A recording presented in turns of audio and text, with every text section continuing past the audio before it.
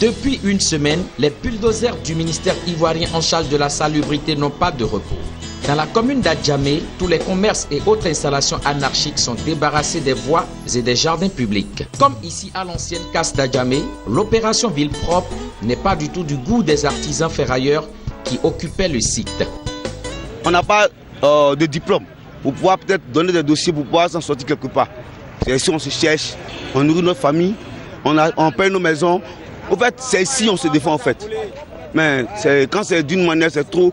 Si on doit casser tous les petits couloirs où les gens se défendent là, ça va toujours envoyer des trucs, c'est pas. Ou bien on aurait essayé de voir quelque chose pour l'informel, il n'y a pas de souci.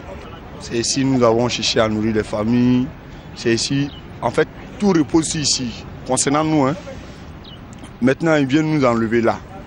D'accord, mais nous n'avons pas de site précis où aller. Le site d'une d'autres que nous montrent, ce site-là n'est pas fini, c'est achevé d'abord.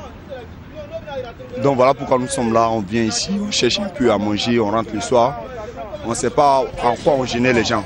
La nouvelle casse de Ndotré, non loin de la voie principale, reliant Ndotré à Abobo, en passant par la prison civile à Yopougon. Bâtie sur un site de 15 hectares, elle est censée résoudre les problèmes de recasement des artisans ferrailleurs du district d'Abidjan. La réalité est tout autre. Sur plusieurs centaines de magasins attendant ferrailleurs, seulement 50 sont occupés. En ce qui concerne les espaces réservés aux garagistes, c'est le même constat. Pas de clients, pas d'activité. Amers, ceux qui ont été relocalisés sur le site se réjouissent de l'opération de déguerpissement de la casse d'Adjamé. Depuis le gouvernement a fait cette suite à notre égal, on a nos frères qui sont à Bobo, qui ne veulent pas venir, il y en a qui sont à Djamé. Et pourtant, quand c'est comme ça, ça ne peut pas marcher. Les magasins donc, que vous voyez derrière qui sont là, qui sont fermés, tout était attiré à les gens. Mais eux, ils viennent, ils ferment les magasins, ils font quoi de stockage et puis ça s'assoit à Djamé. Quand c'est comme ça, comment nous on peut se retrouver, comment ça peut marcher? Quand c'est comme ça, ça ne peut pas aller parce que nous tous on souffre par rapport à manque de clients parce que les autres clients qui vont venir, ils restent à Djamé. Ou bien vont rester à Bobo, ou bien vont aller dans le coin vers Renault. Donc ça fait que nous on ne peut pas avoir les activités ici. Donc pour cela, ça nous met mal à l'aise. Et pourtant, on a les frères qui sont bel et bien, qui ont les magasins déjà ici, qui doivent venir prendre ces magasins pour pouvoir préoccuper leurs activités. Et ils préfèrent fermer là, aller prendre un magasin en ville pour payer. Au moins à 30 000, 35 000. Et pourtant là c'est 15 000 francs. Nos magasins de notre côté payés. L'autre côté est payé 42 500. Donc maintenant, si tout le monde se retrouvait ici là, ça peut nous arranger. Mais ils ne veulent pas venir. Si on peut faire tout pour que tout le monde se retrouve, là nous sommes se retrouver dans la même en famille. Tout le travail qu'on fait, ça va marcher. Il y a beaucoup de magasins, ceux qui ont pris déjà le magasin, ceux qui ont déjà les magasins, ils sont beaucoup. S'ils venaient occuper le magasin, s'il y avait le reste des sites qui restent, ensemble, on pourra, comme on appelle, se mettre ensemble, pouvoir défendre la cause de ceux qui n'ont pas de magasins.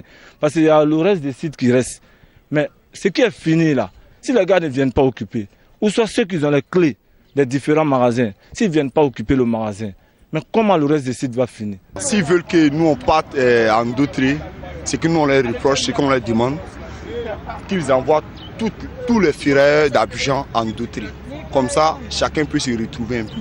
Mais nous enlever là, il y a des personnes qui sont à 5 km et nous sommes à 1000 km de là. Non, c'est pas possible. C'est ce qui nous frustre un peu. Obliger l'ensemble de ferrailleurs et autres mécaniciens à s'installer à la nouvelle casse de Ndotré, voici l'un des projets de l'État de Côte d'Ivoire qui viabilise gracieusement le site de Ndotré. Mais pour totalement les convaincre, des travaux laissés en friche doivent être entrepris. Première des choses d'abord, on a un problème de route d'abord. Vous voyez nos ponts qui est là. Quand ça pleut, on ne peut pas avoir accès pour rentrer au garage. Parce que la pluie qui vient ici, c'est très grand. Donc le pont qu'ils ont fait, en temps normal, ils devaient faire le pont en 4 compartiments. Mais le pont a été fait en 2 compartiments où ils devaient mettre le pont n'a pas été placé à son endroit juste. Donc ça fait que quand ça pleut, vous voyez tout ce coin-là, l'eau prend tout ici. Donc quand c'est comme ça, vraiment, on a des problèmes pour ce côté. Alors que si c'est le seul pont là, si c'est coupé là, c'est qu'à faire Ndotré est fini. C'est le pont là aujourd'hui qui nous lie Ferrat de Ndotré à la grande voie. On a les clients qui viennent. Ils viennent à leur voiture, mais s'il n'y a pas de pont, ils vont avoir accès à le travail, comment ils ne peuvent pas avoir accès à le travail. Ça, c'est déjà un encore. De deux encore, on a problème de l'eau aussi.